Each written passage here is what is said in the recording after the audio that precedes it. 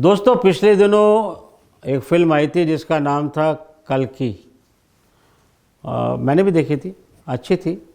तो मैंने सोचा कि क्यों ना कल्कि अवतार या ये कल्कि भगवान के ऊपर जो भी कुछ दिखाया जा रहा है या बताया जा रहा है वीडियोस पर या हमारे फिल्मों में, तो उस पर हम क्यों ना अपने चिर परिचित जीनियस जो हमारे डॉक्टर अशोक कुमार शर्मा, जिनके बारे में मैंने आपको थोड़ा सा बताया भी था, जिन्होंने पहले नहीं देखा, मैं दोबारा से बता देता हूँ कि उनकी 80 से ज़्यादा किताबें हैं और वो 7 बार राष्ट्रीय पुरस्कार से सम्मानित हो चुके हैं और बहुत बड़ा व्यक्तित्व है। ऐसे व्यक्तित्व से मैं अगर कल्कि अवतार के बारे में बात करूं तो कैसा रहेगा, क्योंकि उन्होंने मुझे कुछ बातें बताई जो मुझे हैरान करने वाली थी। जो आने वाले समय में क्या होने वाला है इसके बारे में जब उन्होंने मुझे बताया तो मुझे लगा कि ये जानकारी मुझे आपके साथ भी शेयर करनी चाहिए, आपको बताना चाहिए। तो चलिए आज के पॉडकास्ट में कल्कि अवतार पे हम बात करते हैं डॉक्टर अशोक कुमार शर्मा जी से।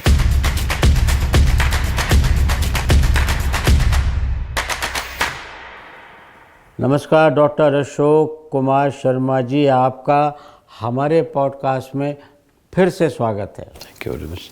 आप यकीन मानिए, मेरे पास जिस तरह के विचार और लोगों के कमेंट्स आ रहे हैं, लोगों को इतना अच्छा लगा है जो भी आपने बात की। ख़ास तौर से वो जो कांवड़ यात्रा पे आपने जो बात की है वो तो कमाल है। Thank you sir.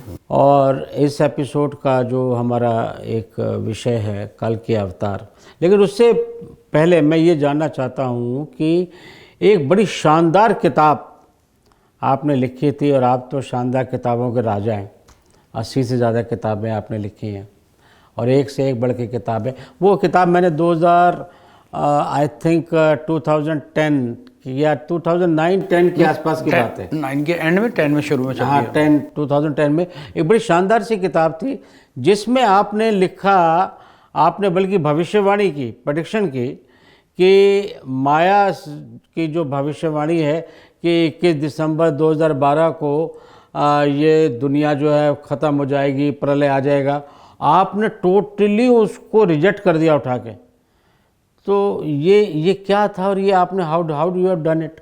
आप तो भाई आप प्रशासनिक अधिकारी रहे हैं, आप लेखक रहे हैं, ये भविष्यवाणी।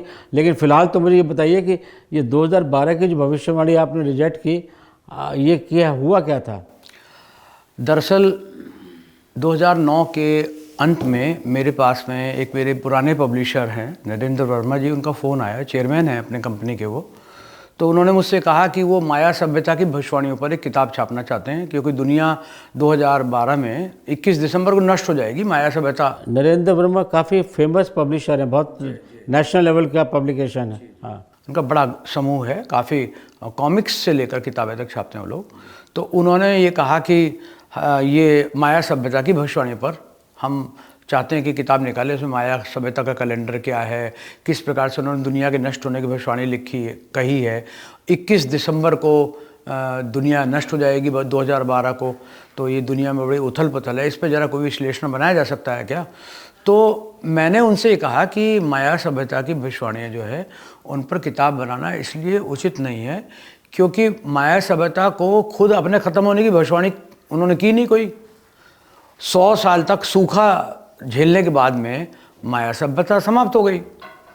तो ये ईसा से 2000 साल पहले की आसपास की घटना है और 100 वर्ष तक निरंतर वो सूखा झेला उन्होंने, लेकिन उनकी कोई वैसी भविष्यवाणी मिलती नहीं माया सभ्यता की कि अपने सूखे के बारे में लिखा हो, राज्यों का पतन हो जाएगा, शहर विखंडित हो जाएंगे, लोग भाग जाएंगे, किसान आत्महत्या कर लेंगे, ऐसा कुछ नहीं लिखा उन्होंने। मैंने यही कहा कि ये माया सभ्यता की भविष्यवाणी तो जो अपने बारे में, अंत के बारे में नहीं बता रहा है, तो वो उसके वो दुनिया के अंत के बारे में, उनकी बारे में कैसे मान लिया जाए? ओके। तो उन्होंने कहा कि तब आप इसी पे लिख दीजिए कि माया सभ्यता की भविष्यवाणी गलत है। फिर क्या हुआ? हमारी काफ़ी लंबी बात हुई, लेकिन नटशेल बताता हूँ। मैंने कहा संसार जब से बना है हमारे पास भविष्यवाणियों का एक संग्रह है पूरी दुनिया में, जो सबसे पहला संग्रह 2500 साल पुराना है। मिट्टी की एक टैबलेट है, स्लेट के ऊपर असीरियाई सभ्यता के किसी ने प्रेडिक्ट किया है यह दुनिया नष्ट होने वाली है, अब तो अदालतों में भी भ्रष्टाचार हो गया है, और मिट्टी के ऊपर प्रेडिक्शन है ये दुनिया नष्ट हो जाएगी बहुत जल्दी। 2500 साल पहले। और उन्होंने कहा कि दुनिया बहुत बुरी मौत मरेंगे लोग, आगे ये होगा वो होगा, वो पहली भविष्यवाणी। लेकिन अगर हम उसको पहली मानते हैं, दुनिया के नष्ट होने की भविष्यवाणी, नष्ट नहीं हुई, प्रलय तो पहले हो चुकी है। अब हम बात कर रहे हैं युग की, जिसमें कि प्रलय की बात कर दी जाती है। 1186 बार उस असीरियाई सभ्यता की 2500 साल पुरानी टैबलेट के बाद से 1186 बार दुनिया नष्ट होने की भविष्यवाणी की जा चुकी है। पिछले 100 साल में हर साल लगभग 3 भविष्यवाणियां, 3 बार ये कहा जाता है दुनिया नष्ट हो जाएगी, हर साल। तो यानी 100 साल में आप देखें 300 भविष्यवाणी हमारे 100 साल में हो चुकी, और एक भी सत्य नहीं हुई। मैं अगर इनाम लूंगा कि किन लोगों की भविष्यवाणी गलत हुई, तो कुछ धार्मिक लोगों को बुरी लग सकती है, क्योंकि बड़े बड़े दिग्गज धर्म के जिन लोगों को, जिनके नाम पे धर्म चलते हैं, उन्होंने भी कहा दुनिया नष्ट हो जाएगी, लेकिन नष्ट नहीं हुई। ये बात सुनकर उन्होंने मुझसे कहा कि क्यों ना इन सब चीज़ों को मिला कर ये बनाया जाए कि इस संसार के नष्ट होने की जो भविष्यवाणी है वो गलत है, और आप जो लिखना चाहते हैं बताइए, तो उसमें हम बना देते हैं। तो फिर मैंने एक चैप्टर वाइज उसका एनालिसिस दिया कि कितने प्रकार से भविष्यवाणियाँ की जाती हैं, कितने तरह से भविष्यवाणियों के एक सिस्टम्स हैं, कैसे काम करते हैं, कैसे लोगों ने भविष्यवाणियाँ की है, क्या क्या भविष्यवाणी की है। तो मैंने उसको लिया है ईसा मसीह के आने से पहले की भविष्यवाणियाँ, ईसा मसीह के आने के बाद की भविष्यवाणियाँ, और खुद ईसा मसीह की भविष्यवाणियाँ, और लोगों की भविष्यवाणियाँ, धर्म ग्रंथों में की गई भविष्यवाणियाँ। तो उसमें नहीं, लेकिन मैं एक बात ये जानना चाहता हूँ, क्योंकि जो मेरी आपसे चर्चा हुई थी, मुझे ये मालूम पड़ा कि आपकी इस बात को कि माया की भविष्यवाणियों को आप रिजेक्ट कर रहे हैं, कोई किताब छापने को तैयार ही नहीं था, ऐसा मुझे। ये एक दूसरी कहानी है। असल में एक बहुत बड़े प्रकाशक थे, वो एक वर्ल्ड फेमस सीरीज निकालते थे, उनके लिए मैं कुछ किताबें लिख रहा था। तो उसी में मैंने एक किताब लिखी थी, विश्व प्रसिद्ध भविष्यवेत्ता भविष्यवाणियाँ, विश्व प्रसिद्ध भविष्यवाणी, world famous predictions and prophecies. तो उन्होंने जब मुझसे सारे दुनिया की भविष्यवाणी कितनी की गई हैं, दुनिया के कितने भविष्यवक्ता है, तो पढ़ना पड़ा। और मेरी आदत थी बस पढ़ने की, क्योंकि मैं जब पत्रकारिता में था तो एक ऐसे संस्थान में काम करता था जो हिंदू धर्म की कुरीतियाँ हों, खासतौर से कोई इस्लाम की कुरीतियों पर लिखने की किसी की साहस नहीं है। तो हिंदू धर्म की कुरीतियाँ, सिख धर्म की कुरीतियाँ, ईसाइयों की कुरीतियाँ, खासतौर से हिंदू धर्म की कुरीतियों पे उनका संस्थान पीछे पड़ा रहता था, और भविष्यवाणियाँ, पूजा पाठ, इनके खिलाफ लिखना होता था। मैं विभागीय लेखक था उनका, तो मुझे पहले पढ़ना पड़ेगा। ज्योतिष का खंडन करना है तो ज्योतिष पढ़ना पड़ेगा ना। तो ज्योतिष पढ़ते, उनके खंडन के चक्कर में ज्योतिष पढ़ा, और उस चक्कर में फिर अमर उजाला में पहली बार मैंने प्रेडिक्शंस का एक पेज लिखा, 1 साल का, 1 जनवरी 1984 को। अब वो इस दुनिया में नहीं है, अतुल कुमार माहेश्वरी उनके भाई हैं, वो अब निदेशक है उस संस्थान के। तो उन्होंने कहा कि एक एनालिसिस निकालते हैं 1984 आने वाला वर्ष कैसा होगा। तो मैंने उसमें लिखा कि 1984 राजीव गांधी का उत्कृष्ट साल होगा, राजीव गांधी कांग्रेस के अध्यक्ष बनेंगे, इंदिरा गांधी के जीवन को खतरा है और वो बहुत खतरनाक उनके लिए समय है, और पंजाब समस्या का हल हो जाएगा, पंजाब में खुद रक्तपात के बाद में ये समस्या समाधान हो जाएगी। और भी बहुत सारी बातें लिखी। शुरू के 5-6 महीने 7 महीने में तो मेरी इतनी मजाक बननी शुरू हो गई, क्योंकि कुछ हो ही नहीं रहा था उस तरह का। पंजाब समस्या वहीं की वहीं थी, राजीव गांधी का उत्कर्ष नहीं हुआ था, वो एयरलाइन में पायलट थे, और मेनका गांधी अपनी पार्टी बना के सक्रिय इलेक्शन चल रहा था उनका, और मतलब वो पावरफुल एक पार्टी एग्जिस्टेंस था उनका। और इंदिरा गांधी के स्वास्थ्य को कोई खतरा नजर नहीं आता, बल्कि एक्टिव थी, वो एक्सरसाइज करती हैं, सूप पीती टमाटर का, और बिल्कुल भी किसी प्रकार के उनके अंदर कोई अंतर नजर नहीं आ रहा था। सडनली 31 अक्टूबर 1984 को मेरी सारी भविष्यवाणी सही सिद्ध होनी शुरू हो गई, और एकदम से प्रेडिक्शंस और प्रोफेसिस की दुनिया में, हालांकि मैं आज भी अपने आप को ज्योतिषी नहीं मानता हूँ, मैं तो ये केवल शोध विद्यार्थी हूँ जो तरीके ढूंढता हूँ चीज़ों को जानने के, और वही तरीका मेरा है। तो मैंने उसमें जो लिखा था वो सही हो गया। फिर तो बाद में लोगों ने मुझसे और लिखवाई किताबें। 1991 में उसी संस्थान ने जिसके लिए विश्व प्रसिद्ध श्रृंखला लिख रहा था, उन्होंने किताब लिखवाई नॉस्ट्रेडमस पे, नॉस्ट्रेडमस की संपूर्ण भविष्यवाणियाँ। मैंने उसमें कहा कि भारत के बारे में नॉस्ट्रेडमस ने भविष्यवाणी की है, तो उनका मैंने एनालिसिस किया है। उसमें मैंने सारी चीज़ें की, कैसे उन्होंने किस किस चीज़ के बारे में कहा है। लेकिन उसमें एक चीज़ मैंने की, ये सोनिया गांधी जी को 7 साल दुख में रहना पड़ेगा। राजीव गांधी को एक काली औरत समुद्र किनारे एक तट के पास में उनको उनकी हत्या कर देगी, एक बर्बर आर्मी, टेररिस्ट आर्मी ये काम करवाएगी। तो ये किताब मेरी जब छपी थी तो मैं मेरठ में पोस्टेड था, जब मैं लिखने जा रहा था, तो मैं उनको गुरु की तरह मानता हूँ। वो आज भी हैं, सक्रिय हैं, IAS अधिकारी हैं, गिरीश चंद्र चतुर्वेदी साहब। उन्होंने मुझसे कहा, बहुत बड़े बड़े पदों पर हैं, तो उस गंभीर आदमी, उन्होंने मुझसे कहा कि देखो अशोक, तुम्हारा नया कैरियर है, तुम ऐसा मत करो, अगर राजीव गांधी को कुछ हो गया तो तुम गए, और अगर राजीव गांधी को कुछ नहीं हुआ तो तुम्हारा कैरियर खत्म, इसलिए तुम किताब ही मत निकालो। मैंने कहा सब कुछ हो जाए मैं किताब करूँगा। मैं किताब लेकर गया, जाकर उस संस्थान के मालिक, वो मुझे बेटे जैसे ही मानते थे, छोटे भाई जैसा मानते थे। राम अवतार गुप्ता नाम है उनका। आज भी मेरी फ़ोन पे बात होती है और मैं बहुत गर्व से उनके समय पे हाल पूछता रहता हूँ। उन्होंने किताब को देखा, पन्ने पलटे, बोले हम इसे नहीं छापेंगे। 3,000 रुपये उन्होंने मुझे एग्रीम दे रखा था, बोले ये 3,000 भी तुम रखो, किताब भी तुम रखो, हम नहीं छापेंगे। इसके बाद में जिस संस्थान का मैंने आप बताया, नरेंद्र वर्मा जो मित्र बन गए, भाई जैसे बन गए, उन्होंने कहा था हम जोखिम लेंगे। उनके भाई ने कहा हम छापेंगे, और उन्होंने मुझे अग्रिम राशि और दे दी कुछ, कि लो हम छाप देते हैं। और वो किताब छपी, लेकिन बिना फ़ोटो के छाप दी। मैं फ़ोटो लेके मेरठ जब दोबारा आया फ़ोटो इकट्ठे करके, पहले इंटरनेट नहीं होता था, कुछ नहीं होता, जब मैं किताबें लिख रहा था तो काट कूट के कटिंग्स और तमाम डिक्शनरी इधर उधर सब जगह से, इंसाइक्लोपीडिया से फ़ोटो लिए, और जब मैं लेके पहुंचा तो देखा कि मेरी किताब इतनी छपी थी कि मुझे अपनी किताबों पर पैर रख के जाना पड़ रहा था। लौट के आ रहा था मेरठ मोहन नगर के पास में, मुझे पता चला राजीव गांधी के ऊपर किसी ने बम फेंक दिया। एक्चुअली बम नहीं फेंका था, वही घटना हो चुकी थी।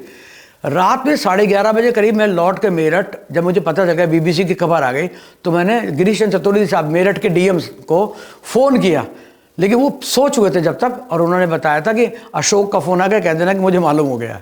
और फिर उसके बाद में थोड़ी सी परेशानियाँ भी आई, लेकिन फिर तो जो प्रसिद्धि मिली, उसके बाद में भविष्यवाणियों वाली किताबें लिखने लगा, जबकि मैं हूँ अभी भी शोध विद्यार्थी। डॉक्टर साहब, ये जो माया सभ्यता है, ये कहाँ से शुरू हुई? मतलब इसको थोड़ा सा बताइए, मैं थोड़ा कन्फ्यूजन हो जाता हूँ उसको लेके। इस पर मैं एक अलग भी पॉडकास्ट का आपसे रिक्वेस्ट करूँगा, ये बहुत अच्छा विषय है। मय दानव हमारे यहाँ, जिसके नाम पर मेरठ है, जो मेरठ का राजा था, कभी किसी ने कोई काम नहीं किया। मय दानव एक्चुअली उन्हीं के द्वारा यह सभ्यता इस्टेब्लिश की गई थी, और इतनी बड़ी सभ्यता थी जो होंडुरास, अल साल्वाडोर, मैक्सिको और ग्वाटेमाला, इस इलाके में ये फैली हुई थी। और इस सभ्यता को काफ़ी उनके बनाए हुए जो यंत्र हैं ज्योतिष से संबंधित, उनका कैलेंडर, उस कैलेंडर की वजह से सारी विवाद हुआ कि उनका कैलेंडर 21 दिसंबर 2012 को ख़त्म हो रहा था। अच्छा। तो लोगों ने कहा कि इतनी बढ़िया सभ्यता थी, लेकिन 21 दिसंबर 2012 के बाद में इन्होंने कुछ नहीं किया है, तो ये नष्ट हो जाएगी दुनिया, इसका मतलब। और अपने स्पेकुलेशन बनाए, और उस पर कोलंबिया पिक्चर्स ने और इंटरनेशनली इन लोगों ने मूवी बनाई $200 करोड़ की, और उस $200 करोड़ से कमाए $800 करोड़। दुनिया तो नष्ट नहीं हुई, उन्होंने कमा लिया। 2012 पे तो बहुत प्रसिद्ध फिल्म बनी है। हाँ, बहुत फेमस फिल्म है। उन लोगों ने, फिल्म निर्माताओं ने मुझे उस फिल्म का कवर भी यूज़ करने की permission they the, poster free of cost, जबकि मैंने लिखा था कि मैं आपकी इस फिल्म की थीम से सहमत नहीं हूँ, परंतु उन्होंने परमिशन दी मुझे। डॉक्टर साहब, उस फिल्म ने मोर देन 800 करोड़ के करीब कमाई की। जी, यही मैं बता रहा था। तो उन्होंने मान लिया कि 2012 में ख़त्म है। मेरे ख्याल से क्योंकि ये बात बहुत ऊपर तक नहीं पहुंची, पब्लिक रिलेशन या सेल्स या मार्केटिंग वालों ने परमिशन दी होगी किताब का पोस्टर यूज़ करने की। जहाँ तक मैं समझता हूँ कि उन्होंने सोचा होगा कि कैसे भी हो रही है, पब्लिसिटी हमारी हो रही है। अच्छा, एक बात बताइए, आप CMO में रहे हैं, चीफ मिनिस्टर ऑफिस में रहे हैं, चीफ मिनिस्टर्स के साथ में रहे हैं आप, ये भविष्य वक्ता, भविष्यवाणी की तरफ यहाँ कब कैसे रुचि हो गई आपकी? मैंने आपसे पहले भी थोड़ा सा रेफरेंस दिया था, एक समाचार पत्र समूह में मैं काम करता था। वो लोग केवल हिंदू धर्म की कुरीतियों, अंधविश्वासों और जितने भी प्रथाएं हैं उनके खिलाफ, पूजा पाठ के जो भी चीज़ें गलत मानी जा रही हैं, रूढ़ियाँ हैं, जो शायद हिंदू समाज के लिए हित में नहीं है, सनातन धर्म के हित में नहीं है, मैं तो ये मानता हूँ शायद वो ऐसा सोच कर ऐसा करते थे। तो उन्होंने मुझको विभागीय लेखक जब बनाया, तो मेरा पहला बड़ा जॉब था वो। इससे पहले मैं छोटे अखबारों में, दैनिक पत्र में सहायक संपादक भी रहा, लेकिन विभागीय लेखक राष्ट्रीय स्तर के सबसे बड़े समाचार पत्र समूह में हो गया था विभागीय लेखक। उन्होंने मुझसे कहा कि आप ये लिखना है, तो मैं ज्योतिष के विरुद्ध लिखने के लिए ज्योतिष को पढ़ता था, धर्म के विरुद्ध लिखने के लिए धर्म से संबंधित किताबें पढ़ता था। इसी चक्कर में मैं चीज़ों को जान पाया कि कहाँ कहाँ गलत है और कहाँ कहाँ सही है, ये भी जान पाया। अच्छा डॉक्टर साहब, देखिए हमारे पॉडकास्ट में हम कोई कंट्रोवर्शियल कोई बात नहीं करते हैं। अगर आप मुझे परमिशन दें तो क्या मैं आपसे एक बहुत स्ट्रेट सवाल पूछना चाह रहा हूँ। जी, अगर आप जी जी, आप बिल्कुल स्वागत है। ना हो तो स्वागत है। मनमोहन सिंह प्रधानमंत्री थे और गुजरात का संस्करण निकला, और उसमें अगर आपको याद हो, और आपने भविष्यवाणी ये कर दी मनमोहन सिंह जी के होते हुए कि अगले प्रधानमंत्री नरेंद्र मोदी बनने जा रहे हैं, जबकि उस समय किसी तरफ किसी एंगल से कोई बात नहीं। अगर ये बात सिद्ध नहीं होती तो आपने कभी सोचा कि आपके साथ क्या होता? हाँ, कांग्रेस के प्रधानमंत्री हुआ करते थे और मैं नौकरी कर रहा था सरकार की, और एक राजपत्रित क्लास 1 अधिकारी था, मैं गवर्नमेंट ऑफिसर था। तो मैंने जब ये 2010 वाली कि 2012 को दुनिया नष्ट नहीं होगी, इसका गुजराती संस्करण संयोगवश आया 2012 के एक साल पहले। हाँ एग्जैक्टली 11 में। और गुजराती संस्करण में प्रथम जो मैंने संस्करण में ही लिखा, भारत के अगले प्रधानमंत्री श्री नरेंद्र मोदी को, जो देश के सबसे बड़े राष्ट्रवादी, और पता नहीं क्या क्या मैंने उसमें भावनात्मक रूप में लिख के मैंने ये कहा कि मुझे आपसे मिलना है, पर्सनली देना चाहता हूँ। गुजराती संस्करण मुख्यमंत्री कार्यालय की परंपरा है, मैंने उन्हें पहले एडवांस भी भेज दिया। आपको मैं चित्र भी दूंगा, आप चाहे तो शेयर भी करिएगा। वो मोदी जी की घर में मोदी जी की अनुमति, वो सेल्फी नहीं है, उन्हीं के स्टाफ ने खींची है। मोदी जी गुजरात के मुख्यमंत्री थे। मैंने उनसे जब ये बताया है कि आप अगले प्रधानमंत्री बनेंगे, तो उन्हें उस समय विश्वास नहीं हुआ था। कर्मयोगी हैं निश्चित रूप से, और वो कर्म करना चाहते थे, तो परंतु उन्होंने ज्योतिष पे ज़्यादा वो नहीं कहा। वो तो मैं तो कर्मयोगी हूँ, और मैं जहाँ तक जानता हूँ मैं जो काम कर रहा हूँ उतना ही कर रहा हूँ मैं। लेकिन ये बात अलग है, वो प्रधानमंत्री पद के बारे में कुछ अभिलाषा मन में होगी, अलग बात है। मैं 4 दिन तक रुका था उनके पास में, गुजरात उनका अतिथि था गुजरात में। उन्होंने ज्योतिष पर मुझसे कोई वार्तालाप नहीं की थी, सिवाय इसके कि मुझे प्रधानमंत्री कैंडिडेट नहीं बनाए जाने की कोई उम्मीद, अभी मेरे को उम्मीद नहीं है। अच्छा। और मुझसे इस पर कोई चर्चा नहीं की थी। हालांकि जब मैंने उन्हें ये गुजराती संस्करण दिया था तो मुस्कुराए थे वो, और प्रसन्नता उन्होंने दिखाई थी। अच्छा, स्पष्ट रूप से बताइए, क्या प्रधानमंत्री बनने के बाद, आपने तो भविष्यवाणी की थी, उसके बाद आपकी कभी मुलाकात हुई? मुझे लगता है कि उनके, अगर ये आपका पॉडकास्ट को पहुँचाते अलग बात है, वरना एक नेटवर्क होता है हर नेता के पास में। मुझे अच्छी तरह याद है, जब मैं उठ रहा था तो मोदी जी ने मुझसे कहा था कि गुजरात भवन में हमारे भरत लाल नाम के जॉइंट सेक्रेटरी हैं, IFS हैं वो, आप उनके माध्यम से मुझसे संपर्क बनाए रखिएगा। लेकिन मेरा मोदी जी से संपर्क उसके बाद से नहीं हो पाया, और ये बात और है कि मेरे पर ठप्पा वो लग गया। लेकिन मुझे कोई अफसोस नहीं, जो ईश्वर करते हैं सही होता है, देश को यशस्वी। आपने तो खैर एक भविष्यवाणी की कि वो प्रधानमंत्री बनेंगे, और ये मेरा, मैंने कहा ना मैं शोध छात्र हूँ। हाँ, मतलब मेरा असेसमेंट था, वो भविष्यवाणी पूरी हुई या सही हो गया? मतलब जो बात होनी थी वो हुई, और वो आज आपके सामने है। अच्छा चलिए, अब हम अपने विषय पे आते हैं, क्योंकि हमारा जो पॉडकास्ट है वो कल की अवतार पर है। ये जो इस तरह की बातें हो रही हैं कि ये जो हमारे संसार में चारों तरफ तनाव है, युद्ध हो रहे हैं, और तीसरे विश्व युद्ध की तैयारियों की बातें चल रही हैं, इस तरह की बात हो रही है कि तो ये कहा जा रहा है कि इसके लिए एक विष्णु भगवान जो हैं वो अपने अंतिम अवतार में, कल के अवतार के रूप में आएंगे। तो क्या ये बात सही है, ये गलत है, ये क्या है? थोड़ा सा इसको मुझे बताएं। देखिए, अगर धर्म ग्रंथों को, संसार के हर धर्म में, हर धर्म के ग्रंथों का एक आदर सत्कार है, उन पे विश्वास है, और धर्म उन्हीं पे टिका हुआ है। उन्हें आसमानी किताब कहा जाता है, उन्हें दैवीय किताब कहा जाता है। हर धर्म की दैवीय पुस्तक का आदर किया जाना चाहिए, हमारे धर्म की। लेकिन हमारे सनातन धर्म में ये है कि हमारे धर्म के लोग ही अपनी किताबों पे विश्वास नहीं करते, जबकि श्रीमद् भगवत गीता ने, भगवान श्री कृष्ण ने वायदा किया है कि मैं पुनः अवतार लूँगा, श्रीमद् भागवत पुराण, महापुराण जिसे कहते हैं, श्रीमद् भागवत महापुराण, उसके 12वें स्कंद में उनका कल्कि अवतार का उल्लेख है। इसके बाद में कल्कि पुराण ही पूरा एक ग्रंथ है जो कि ईसा मसीह से 600 साल पहले लिखा गया मान रहे हैं। अरे अगर वो 500 साल 600 साल, हालांकि क्योंकि विदेशी विद्वान कभी भी किसी चीज़ को ईसा मसीह से 1000 साल पहले से ऊपर का नहीं मानते।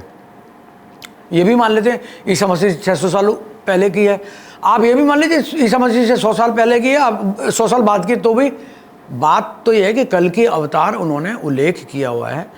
और इसके बाद में ये है कि हमारे पास में जितने भी संदर्भ ग्रंथ हैं, सभी ग्रंथों के अलावा उड़ीसा में एक ग्रंथ श्रृंखला है। आपको जानकर ताज्जुब हो गए, उस ग्रंथ श्रृंखला में 27 लाख से अधिक भविष्यवाणियाँ हैं। अच्छा। और उनको लिखा है वैष्णव परंपरा के 5 संतों ने लिखा है, लेकिन उनके प्रमुख थे अच्युतानंदन दास जी। तो इस संत अच्युतानंद दास की लिखी गई भविष्यवाणियों में भविष्य मालिका नाम से संग्रह उसका प्रकाशित हुआ है और बहुत चर्चा है उसकी। लेकिन उस चर्चा को लोग बाग तोड़ मरोड़ कर अपने तरीके से इस्तेमाल कर रहे हैं। अगर हम पर्सपेक्टिव के हिसाब से बात करें बिना किसी के पक्षपात के, तो डिफरेंट ग्रंथों में जो लिखा गया है उसके हिसाब से विष्णु भगवान का जो अगला अवतार है, अंतिम अवतार, 10वां अवतार, वो अवतार होगा संभल ग्राम में। उन्होंने कहीं नहीं लिखा है कि मुरादाबाद तो नाम बाद में पड़ा है ना, पौराणिक युग में कहाँ से मालूम हो जाएगा कि मुरादाबाद को एक जिला है। अभी लोग बिना वजह मुरादाबाद, संभल ग्राम, उनकी कॉपीराइट हो गया कि संभल ग्राम कहा है, ये कहीं नहीं कहा है कि किस जगह है।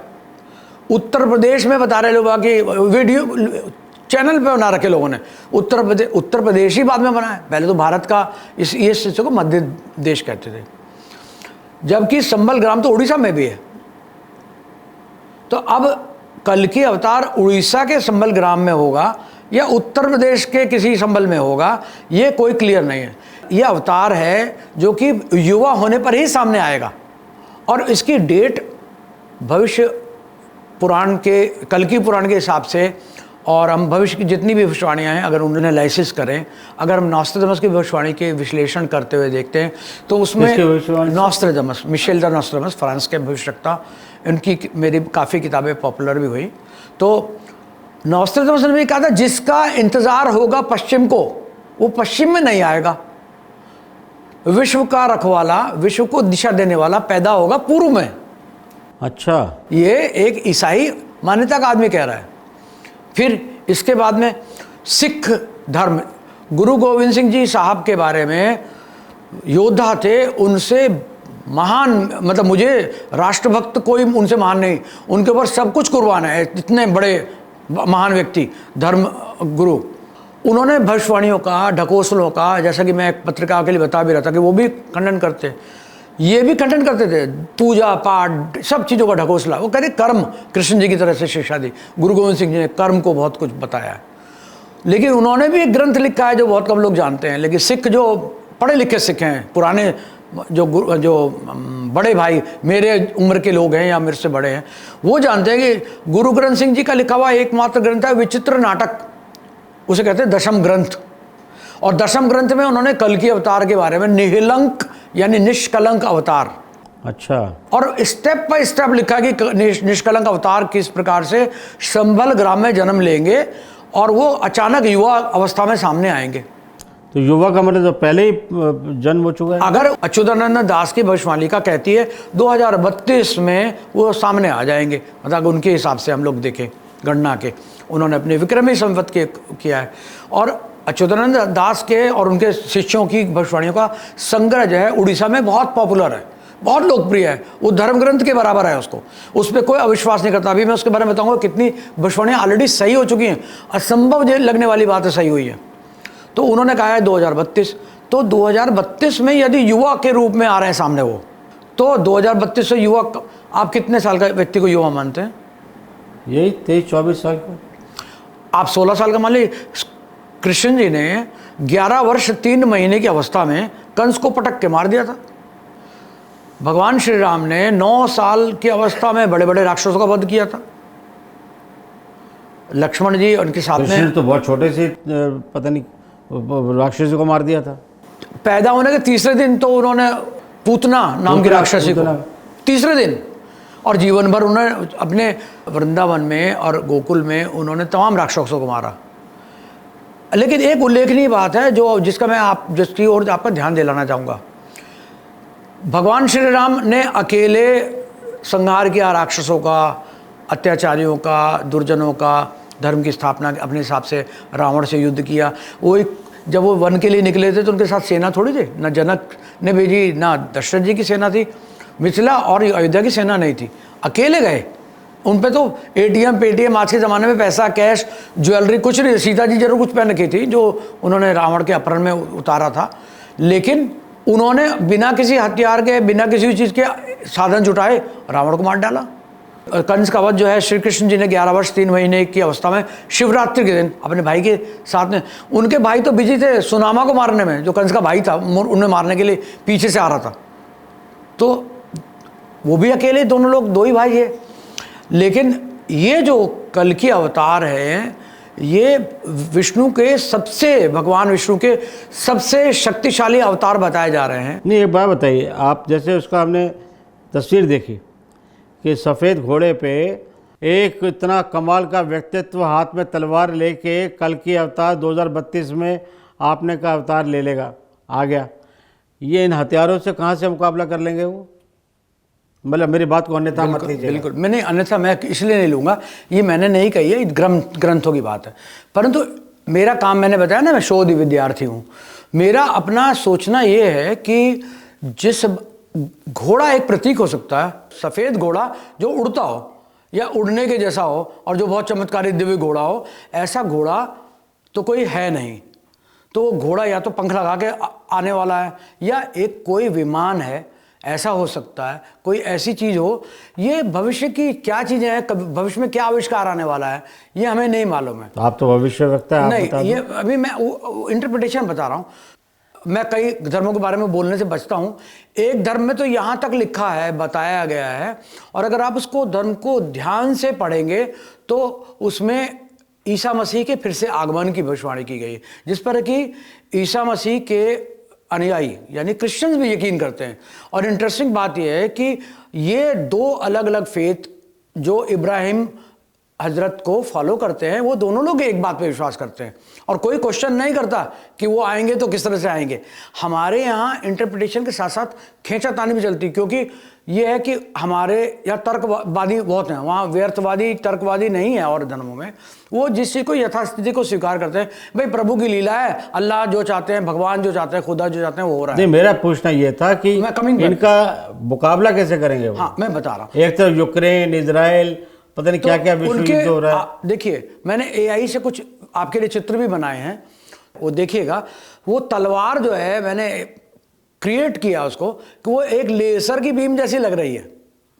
तो ऐसे भी तो कोई और चीज़ हो सकती है कि नॉस्ट्रेडमस ने लिखा है कि एक ऐसा विश्व नेता होगा जिसके पास में बिजली कड़काने वाला हथियार होगा। तो उनके टाइम में बिजली कहाँ थी? नहीं थी। 1555 की उनकी सारी भविष्यवाणियाँ हैं। तो ऐसा भी तो संभव है कि कोई ऐसी तलवार हो जिसका बटन दबाते उसके अंदर लेजर की कोई बीम निकलती हो। हाँ, लेकिन अभी हम कुछ काल के गर्भ में क्या है, परंतु उससे पहले के कुछ खतरे हैं जिनको बताना बहुत ज़रूरी है।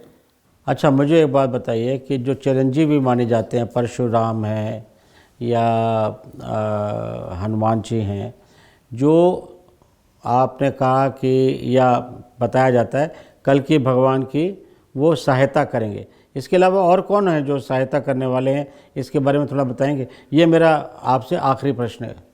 देखिए, धर्म ग्रंथों के हिसाब से और ख़ास तौर से भविष्यवाणी के हिसाब से जिस अवधि में और जिस समय में वो आ रहे हैं, एक स्थिति ऐसी है जिसके बारे में भविष्यवाणिका में भी लिखा है, अन्य भविष्यवक्ताओं ने लिखा है। मैंने विश्व के सारे भविष्यवक्ताओं का अध्ययन किया है, तो उसमें ये है कि विश्व में एक ऐसा समय आ रहा है जो कि बहुत नियर है, और उसके बारे में अलग अलग तरीके से लोगों की भविष्यवाणी थी कि 99 में होगा, कब होगा।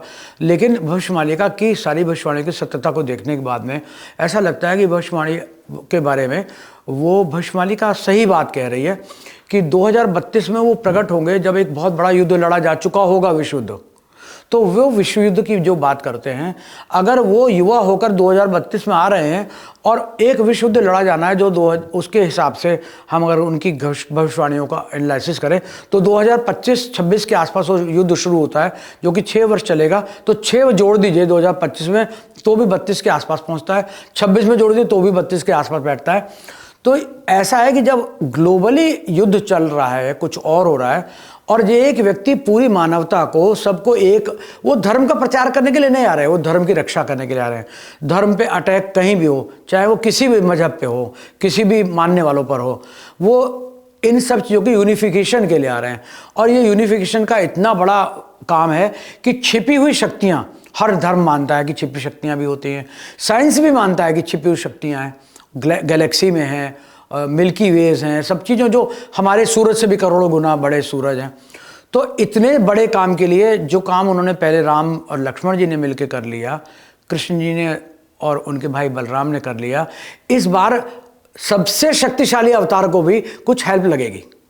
तो उसमें हनुमान जी भी इन्वॉल्व हो रहे हैं, उसमें अश्वत्थामा भी इन्वॉल्व हो रहा है, और उसमें सारे गुरु भी इन्वॉल्व हो रहे हैं। लेकिन ये क्या बताएंगे, ये क्योंकि दिव्य शक्तियों को तो ज्ञान समय के हिसाब से अपडेट होता रहता है। ऐसा नहीं कि वेद व्यास जी को ज्ञान आज का नहीं होगा, कृपाचार्य को नहीं होगा, पुराने ज्ञान के नहीं है। और दूसरा, भगवान को अगर कोई काम करना है, ईश्वर का अवतार, भगवान तो सर्वव्यापी और सर्वज्ञानी है, उन्हें तो कम समय में चीज़ें सीखनी है। कृष्ण जी ने भी कम समय में सीखी, ईसा मसीह ने भी कम समय में सीखी, मोहम्मद साहब ने भी कम समय में सीखी, और यहाँ तक कि कई लोग कहते हैं उनको कुछ पढ़ाई लिखाई नहीं हुई थी, जबकि उनके ज्ञान को इल्म लदूनी कहते हैं, वो गैबी दिव्य ज्ञान। तो इन सब लोगों को नमन है, इनको सश्रद्धा नमस्कार है, इनकी आस्थाओं को नमस्कार है।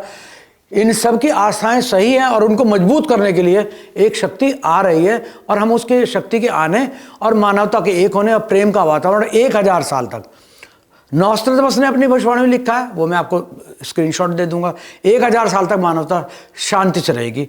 ये बात भविष्य पुराण भी कहता है, ये कल्कि पुराण भी कहता है, और यही बात भविष्य पुराण भी कहता है। इतने सारे ग्रंथ अगर एक बात कह रहे हैं कि मानवता चैन से जिएगी, तो निश्चित रूप से ये सत्य है, और इनकी आस्थाएं सही हों, ये हम प्रार्थना करते हैं। Thank you very much.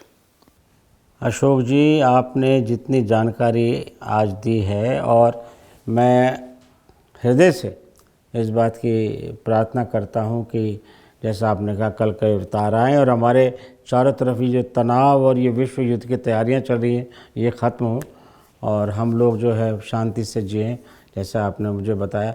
आप हमारे पॉडकास्ट में आए, आपके लिए बहुत बहुत बहुत धन्यवाद। Thank you very much.